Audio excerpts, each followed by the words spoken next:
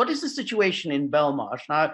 Is he allowed to meet his lawyers? I mean, and if so, how often has he met his lawyers so far?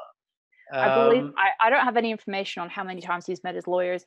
I do know that they had said that they planned to meet with him, and they haven't said anything about not being able to. So I assume that they did. I know that Pamela Anderson and Kristen Halfredson were able to visit him. The UN rapporteur on torture was able to visit him as well. And I think that that's really positive. But from what I understand, I think that there's a limit of 4 social visits a month, if that's right. And again, if I'm wrong, please correct me. But I think that's the situation. So even just that first visit with Pamela Anderson and Kristen Halfredson taking up half of his social for the month, I don't know if lawyers' visitation is included within that. I would hope not.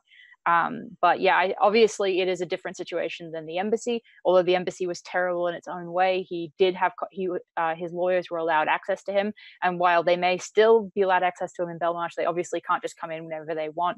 It's from what I understand, a terrible situation in the sense that he also does not have any access to books. And he doesn't have access to books, newspapers, and he doesn't even have access to the television, so he can't even watch the news. So yeah, there's no material to distract him, from what I understand. And so he's in solitary confinement 23 hours a day, half an hour outside, half an hour to do everything else, from what Kristen Halfredson said. And then now, what about this famous medical treatment that he was supposedly going to get? You know, the best medical treatment in the world that would now be available to him. Do we know anything about that? I haven't heard a word about that. I don't know whether they've treated his dental issue. I don't know whether they've treated anything at all.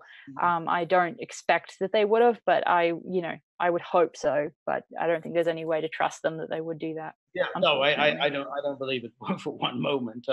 Any more than, incidentally, I believe that they won't eavesdrop on his meetings with his lawyers. I mean, I know you're not supposed to do that, but I don't believe that they won't.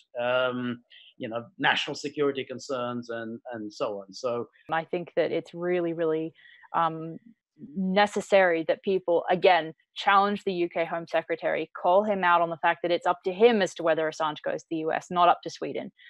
So I think that really is the thing that I would like to leave the audience with the most from this week's Vigil, is we need to be focusing on the UK Home Secretary and his decision, because it's not up to Sweden whether to extradite him to the US or not. And the false perception that it is up to Sweden is something that I think the US and UK media has definitely tried to create in people's minds.